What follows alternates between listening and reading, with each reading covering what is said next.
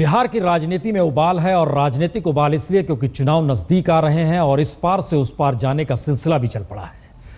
लालू यादव को मंजूर है नीतीश कुमार और जीतन राम मांझी बीजेपी के साथ आकर खड़े हो रहे हैं। इस वक्त वो खुद हमारे साथ हैं। जीतन राम मांझी जी, ये फैसला क्यों लेना पड़ा कि बीजेपी के साथ जाया जाए?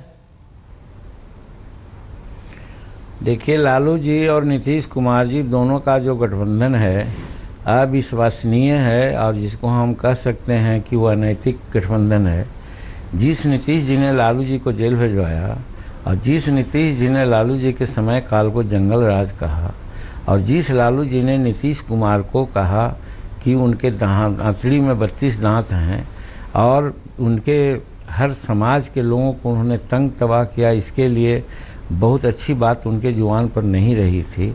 बावजूद उसके दोनों धुर विरोधी होते हुए भी आपस में कुर्सी हड़पने के लिए एक हो गए हैं और इससे बिहार में एक संदेश जा रहा है कि 25 वर्ष तक ये दोनों बड़े भाई और छोटे भाई ने बिहार को शासन किया या बिहार के में जो करना था किया, उसका कोई अच्छा रिजल्ट नहीं आया है। खास करके गरीबी उन्मूलन की दिशा में कोई एक कदम भी आगे नहीं बढ़े हैं। अभी झोपड़ियों की वही स्थिति है, गरीब में शेड्यूल कास्ट वनवासी ये सब लोगों की वही स्थिति है। न पानी है, न वो आवास है और न सड़क है, न बिजली है, न हॉस्पिटल है, न स्कूल है।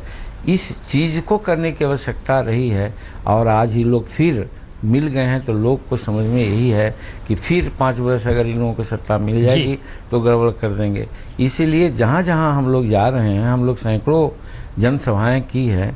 जनसभा की आवाज़ होती है कि इन लोगों को आप लोग रोकिए और उसको रोकने के लिए हमारी पार्टी मात्र 3 महीने की पार्टी रही है और हिंदुस्तानी आवाम मोर्चा हम लोग रजिस्ट्रेशन कराने के प्रक्रिया में हैं जी। और हमने सोचा कि शायद अकेले हो सकता है उनसे हम लोग सामना न कर सकें, इसलिए भाजपा एक पार्टी है और एनडीए लोग हैं, उनसे साथ मिल करके इन लोगों को निश्चित करारा जवाब देंगे।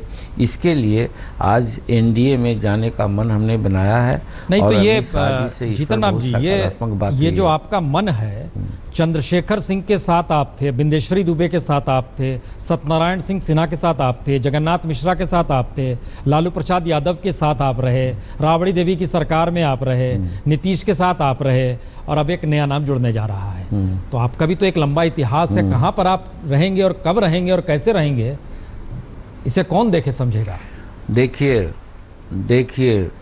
ऐसे 35 साल की मेरा राजनीतिक सफर है जी और इस सफर में सदा हम गरीबों के लिए बात करते रहे हैं और गरीब के लिए जहां भलाई होती नहीं देखते हैं तो निश्चित रूप है कि गरीब के लिए अगर पल्ला बदलने की भी जरूरत होती है जी तो आदमी बदल देता है।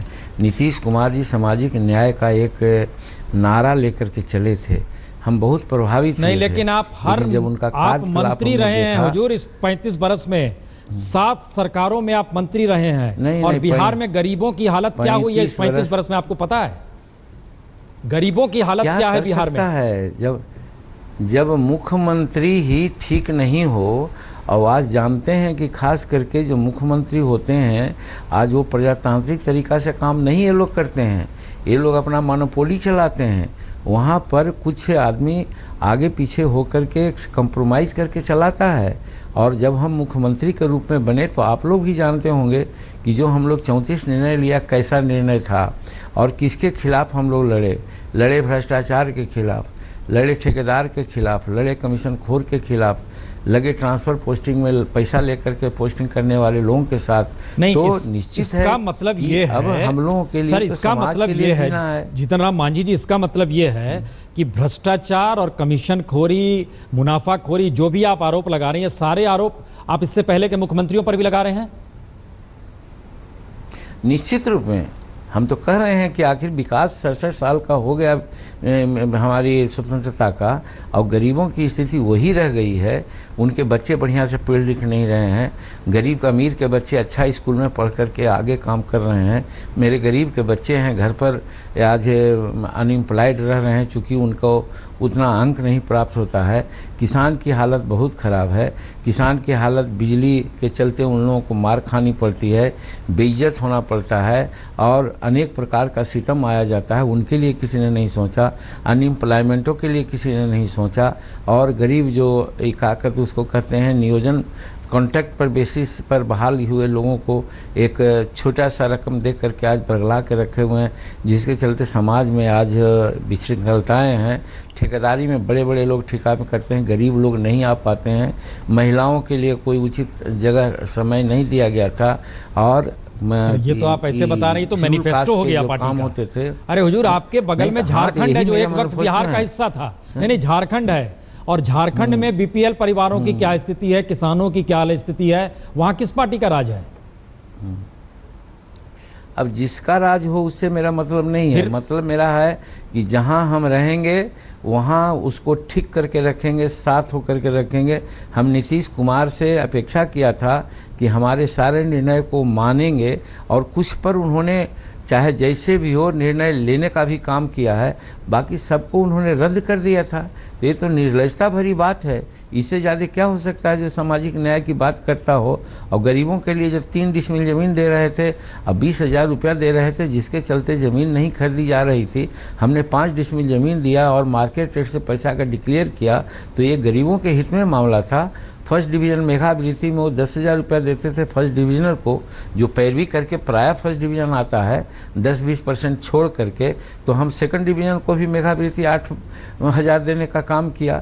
महिलाओं के पढ़ाई सशक्तिकरण की बात वो करते हैं, उन महिलाओं को हम MA या BA क्या मैंने पढ़ाई निःशुल्क करने की बात की। नहीं, आपके दिल में इतना दर्द है मांझी जी, एक बात बताइए, आप जो बातों का जिक्र कर रहे हैं ये किसी को भी सुनने में अच्छा लगेगा, हमें भी लग रहा है कि आपके दिल में इतना दर्द है, लेकिन इसका दूसरा हिस्सा बताइए। नीतीश कुमार तानाशाह हो जाते हैं सीएम बनने पर, लालू यादव वैसे ही हो गए, राबड़ी देवी वैसे ही हो गई। दिल्ली में तो प्रधानमंत्री मोदी तब पे आरोप लगते हैं कि वो अपने मंत्रिमंडल के सदस्यों को नहीं पूछते हैं। तो आप खुद अकेले अपने बूते क्यों नहीं निकले? वो अलग बात है, अपनी अपनी कार्यशैली होती है। अब क्या करते हैं, कोई मंत्री शिकायत किया है आपसे? क्या खुल के मंत्री शिकायत नहीं किया है पूरे तो एक कहना बेकार बात है। ऐसे तो अफवाहें बहुत होती है, उसको नहीं मानना चाहिए। लेकिन नरेंद्र मोदी पर क्या था कि सांप्रदायिकता ला देंगे, समूचा हिंदुस्तान जलेगा जात पात और धर्म के नाम पर। कहाँ हिंदुस्तान साल भर में जला, कहाँ घटनाएं हुई बताइए हमको। जो विवादास्पद मुद्दे थे नहीं, हमारा उसका और आपने सांप्रदायिकता शब्द या फिर मंदिर मस्जिद का, कहाँ उस पर कोई बात नहीं। आपके जो दिल के भीतर का दर्द है उस दर्द पे आइए ना। इस देश में किसानों की हालत क्या है, क्या दर्द इस देश में दलितों की हालत क्या है, यही कहेंगे कि पिछड़ा तबके की हालत क्या है। आप यही कहेंगे कि हम मुख्यमंत्री बनने के लिए बात कर रहे हैं। नहीं, हम कहाँ कह रहे हैं, आप कहिए ना सीधे। आप हम जानते हैं आप मुख्यमंत्री नहीं हो सकते हैं बीजेपी के साथ खड़े होकर, इसीलिए तो हम आपसे सवाल कर रहे हैं कि आप अपने बूते क्यों नहीं खड़े हुए। आप कहाँ वहां चले गए जहां पर आपको मिलेगी नहीं, जरूरत ही नहीं होगी आपकी। पासवान साथ में है, कुशवाहा साथ में है, मांझी जी भी साथ में आकर खड़े हो गए। सवाल ये है कि बड़ा चैलेंज को ये करने के लिए अगर कहीं सहायता लेने की भी जरूरत पड़ती है तो लिया जाता है। कार्ल मार्क्स ने भी कहा था कि 95 की रक्षा करने के लिए अगर 5 पूंजीपतियों का भी सहारा लेना पड़े तो लेना चाहिए। 2 step forward and 1 step backward की राजनीति चली है। हम उसी के संदर्भ में एक लिया है, एक चांस लिया है। आगे जाकर के जो हमको करना होगा, जो सिद्धांत निरूपित करना होगा, हम करेंगे गरीबों के लिए। यानी इससे पहले जब जगन्नाथ मिश्रा के साथ थे, उनके ऊपर करप्शन के चार्जेस लगे, आप लालू के साथ आ गए। लालू फंसे तो आप नीतीश के साथ आ गए। अब नीतीश कटघरे में खड़े हो रहे हैं और आप खड़ा कर रहे हैं तो आप बीजेपी के साथ आकर खड़े, वही बीजेपी जो साथ मिली हुई थी, आप लोग मिलकर सरकार चला रहे थे। अरे आप एक आशा की किरण बने थे मांझी साहब, बिहार में आप जब सीएम रहे, आप सही कह रहे हैं, आप एक आशा की किरण बने, इसीलिए आपकी सभाओं में लोग आते थे। लेकिन आप फिर उसी रास्ते चल पड़े, बाकी जैसा हो गए आप। आप देखिए कि आगे भी हमारी सभा है। हम अभी 9 तारीख को जमुई में करके आए हैं, खड़गपुर में करके आए हैं, 15 को सिरघाटी में करने जा रहे हैं, गया में। आप देखिए कि कितनी भीड़ होती है। हमारे नियत को बिहार की जनता जानती है और हमको अच्छा काम करने के लिए कोई किसी से सहारा लेने की ज़रूरत हुई है या सहारा देने की ज़रूरत है। एक प्रयोग के तौर पर हम ऐसा कर रहे हैं और हमारा गोल वही है कि जो 34 निर्णय हम लोग मंत्रिमंडल में लिया है उसका इम्प्लीमेंट करावें। और हद तक कराने का प्रयास करेंगे। अगर अनुपालित नहीं होगा तो वैसी परिस्थिति में कोई ज़रूरी नहीं है कि भाजपा को आज हम लोग साथ दे रहे हैं या भाजपा का साथ ले रहे हैं, ये सदा बना ही रहेगा। हमारे मुद्दे पर, हमारे सिद्धांत पर उनको चलना पड़ेगा। और हम समझते हैं नरेंद्र मोदी जी से भी हमारी बातें होती रही है, जिन जिन मुद्दों को हमने उठाया है उसको बहुत उन्होंने अप्रिशिएट किया है, और इसीलिए हम लोगों का मन बना है कि उनके साथ काम करके देखें। हमको पूर्ण विश्वास है कि सारा एजेंडा मेरा अनुपालित होगा। आपको ये जानकारी है ना कि महाराष्ट्र में चुनाव हो रहे थे तो शिवसेना को क्या कहा बीजेपी ने, लेकिन फिर साथ आकर खड़े हो गए। हर राज्य में जिस दिशा में आगे बढ़ी बात है जी। देखिए, देश काल और समय के अनुसार परिस्थितियां बदलती रहती है, सिद्धांत बदलती है। जो महाराष्ट्र में हुआ है बिहार में होगा कतई संभव नहीं है। सबकी अलग अलग परिस्थितियां हैं। हम बिहार अपने नज़रिया से देख रहे हैं और हम अच्छा सोच करके ही उनके साथ जाने का निर्णय लिया है। उसमें गरीबों का हित ही निहित है, हमारा कोई उसमें हित निहित नहीं है। नहीं तो एक बात बताइए, पासवान साहब को जितनी सीट चाहिए, कुशवाहा साहब को जितनी सीट चाहिए, तो ऐसे में अब मांझी साहब को कितनी सीट चाहिए? आपको लगता है हक में मिलेंगी? हमारा मतलब सीट से नहीं है। हमारा मतलब है कि कौन कैंडिडेट जीत सकता है। अगर पासवान साहब ज़्यादा सीट जिताने की स्थिति में रहेंगे, हम लोग देखेंगे तो उनको हम लोग मदद करेंगे। अगर कुशवाहा जी ज़्यादा सीट ले करके जीतने की स्थिति में रहेंगे, हम मदद करेंगे। हम अगर ज़्यादा सीट लेने की बात होगी तो हम चाहेंगे कि हमको लोग मदद करें। तो हिंदुस्तान अवाम पार्टी कितनी सीटों पर लड़ेगी? अभी आपसे हम थोड़े भी बतावेंगे। हम लोग अभी नेट कोर ग्रुप की बैठक 16 तारीख को करने जा रहे हैं। आज की परिस्थिति के आलोक में बैठक करेंगे, उसमें सम्मिलित निर्णय लिया जाएगा। और हम लोग कंस्टिट्यूंसी वाइज समीक्षा कर रहे हैं, उसकी कमेटी बनाया है। कमेटी का रिपोर्ट भी 16 को आ जाएगा हमको, और उस पर हम लोग देखेंगे कि कितने सीट पर हम लोग लड़ सकते हैं। और आप चाहते हैं कि बीजेपी अपने सीएम कैंडिडेट का नाम सामने लेकर आए? नहीं, हमारी कोई इच्छा नहीं है।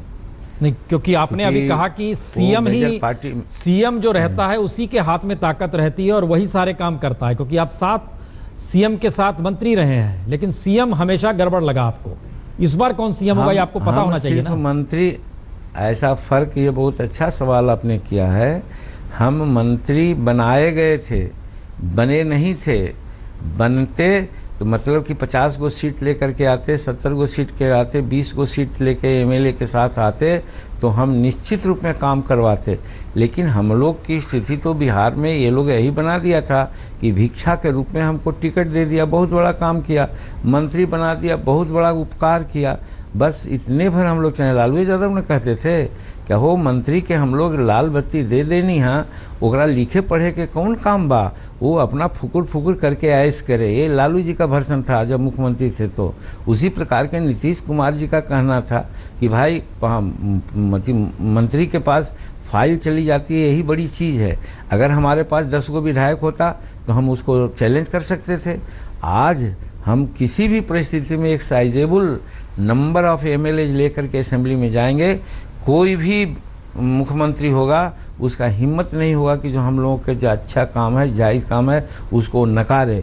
अगर नकारेगा तो उसका फल भोगेगा वो, क्योंकि हम अकेले नहीं हैं, हम बनाए नहीं जा रहे हैं। हम अपनी ताकत से वहाँ पर आने वाले हैं और अपनी ताकत का प्रयोग करके गरीब जनता को हम लाभ देने का काम करेंगे। मांझी साहब आप सही कह रहे हैं, क्योंकि बिहार के वोटर में बड़ा गुस्सा है, वहाँ के लोगों में बड़ा गुस्सा है। कुछ भी विकास नहीं हुआ है, कोई इंडस्ट्री नहीं है, रोजगार है नहीं, लड़के बाहर जाते हैं, एजुकेशन सिस्टम चौपट हो गया है, ये सारी चीज़ें हैं। लेकिन आपको लग रहा नहीं है कि आप खुद अपने तौर पर अगर लड़ते, अपने तौर पर खुद को सामने लेकर आते तो ज़्यादा अच्छा होता, क्योंकि 2-3 महीने में आपने कमाल किया है।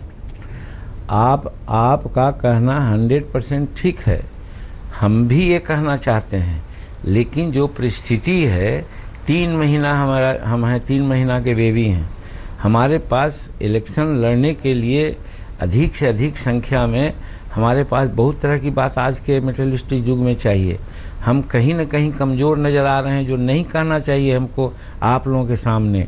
आज गरीब की स्थिति गरीब बनी रही, और यही है, हम मुख्यमंत्री में हुए तो यही एस्टीमेट घोटाला को रोकने का काम किया। यही फालतू काम नीतीश कुमार कर रहे थे, उसको सेक्रेटरी को हटा करके अपना काम करना शुरू किया तो उनको बुरा लग गया। अब बुरा लग गया तो दोनों तरफ से हम पर हमला हुआ और हम इस्तीफा देने को बाधित हुए।